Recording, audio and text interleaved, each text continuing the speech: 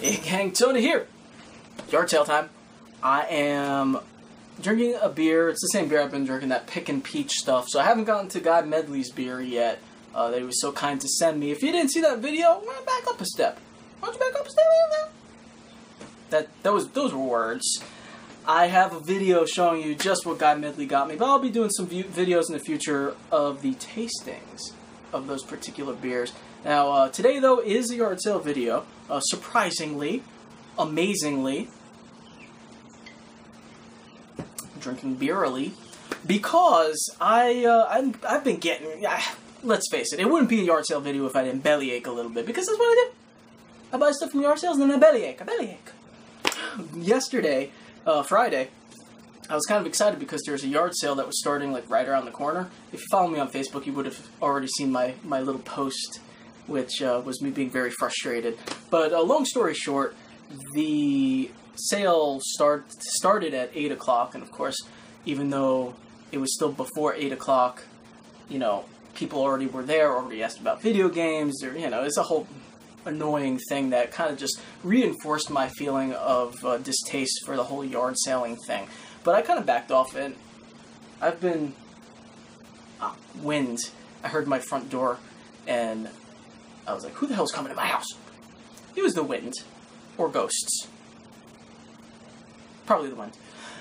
Anywho, I don't know if you guys have noticed, this year I've not been doing a whole lot of, like, the driving around videos. That's because when I used to do the driving around videos, those were Fridays, when I would go out by myself.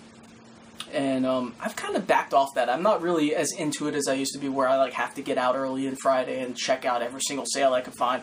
I've been a little more leisurely about it. Go with my brother on Saturdays. We hit what we hit, and that's it. So I did find some stuff I'm going to show you now. And it actually wasn't that bad of a day, all things considered.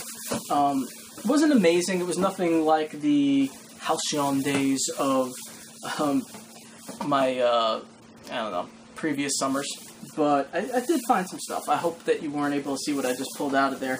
I am going to show you first the VHS tapes I bought.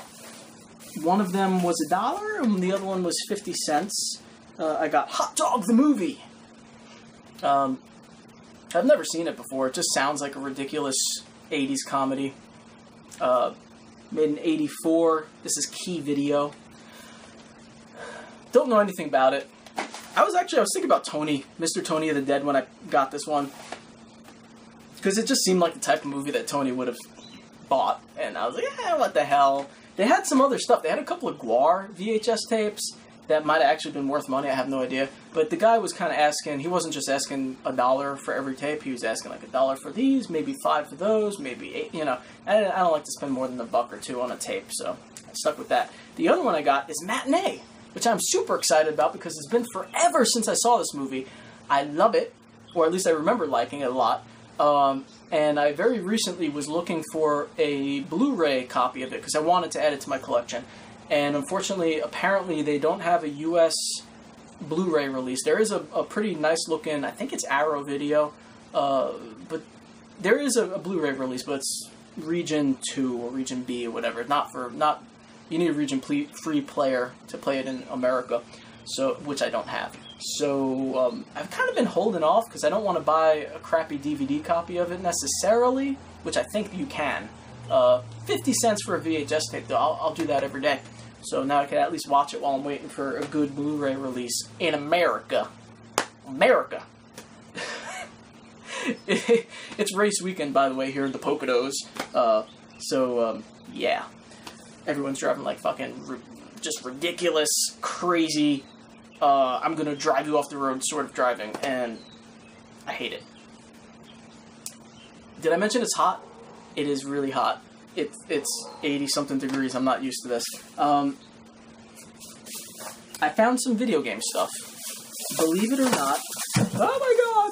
I found some video game stuff. I got a couple of Super Nintendo games, SNES.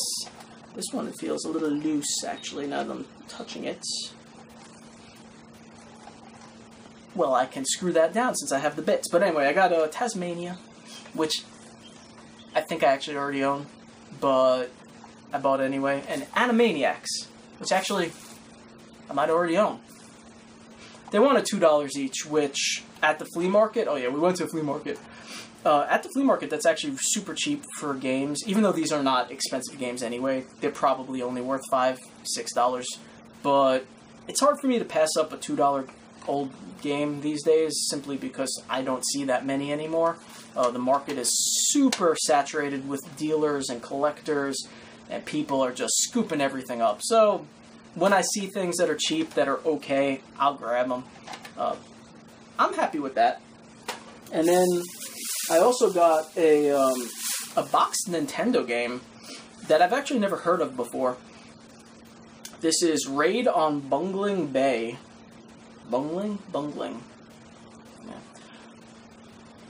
The box itself is in pretty shit condition. As you can see, it's faded and kind of creased. Not in great condition on the outside. Probably, it looks like, based on the other video games this guy had, this has probably been sitting out in the sun day after day, year after year.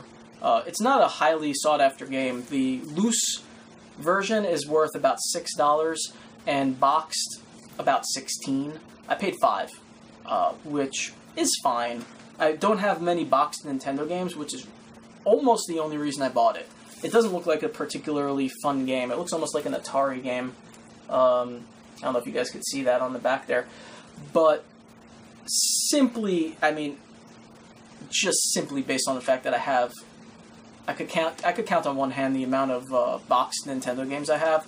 It's just kind of something that I like to buy when I can. And for $5, it was worth it.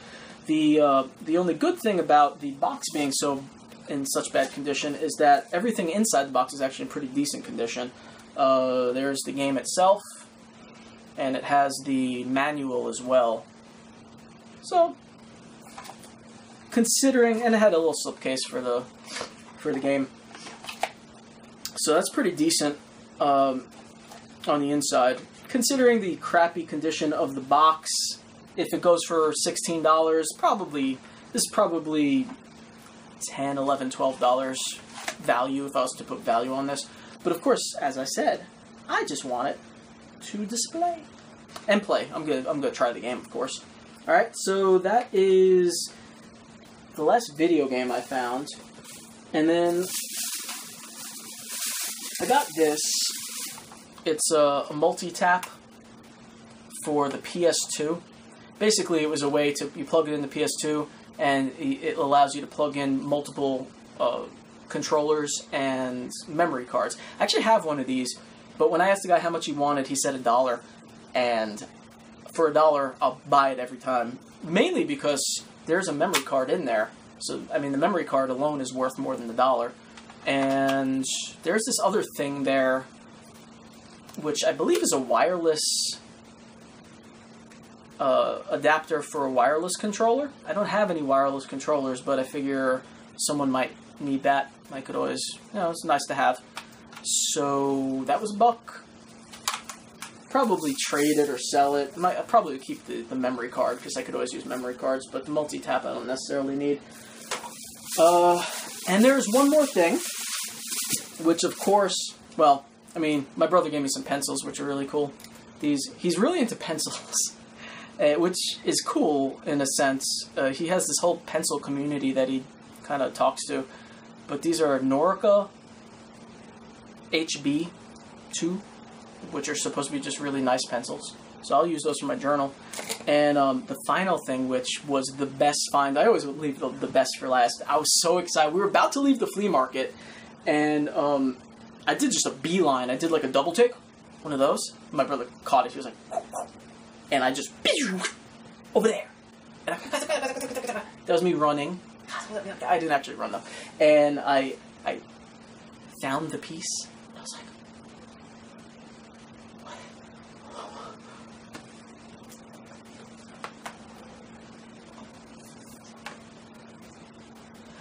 oh my god, I was so happy to find something like this. It is a blow mold.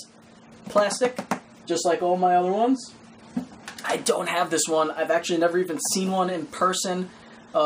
Pretty classic Ghost blow mold from Bayshore. It has the sticker on the back still, actually. This is Bayshore on it, Bayshore, New York. Has the original light fixture even. A lot of times the old blow molds don't have the original light fixture, and sometimes people even cut open the hole to fit bigger bulbs and things in there, which sucks, but, you know, I still buy them if they're like that. He only wanted $1. I was so excited, because this is one of my favorite Halloween collection things. Like, one of the stuff that I collect, specifically the Halloween stuff that I collect. My blow mold collection, it's one of my favorite things. And finding one that I didn't have before, and one that's fairly rare, I think. I mean, some of these blow molds you could find, like this guy right here, he's a pretty common one. You'll find him around. See what I mean? People like cut them open and stuff. That shouldn't be like that. And then these guys with the cats on them, those two there, those are fairly, you know, common. You could find them very often. But this, I've never seen one in person, or at a yard sale or whatever. So, super excited. My favorite piece of the, yes, I'm hugging it. Favorite piece of the day. And that's everything. It's not a huge haul, but I'm pretty happy with what I did find.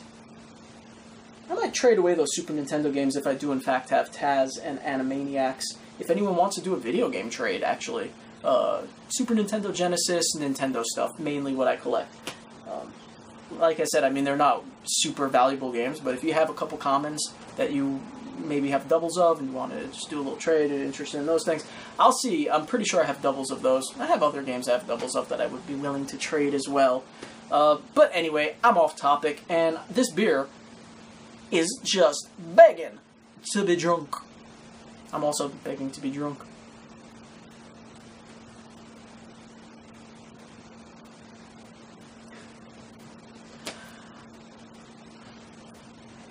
Breathe deep in the night, everybody. I'll see you soon. Bye.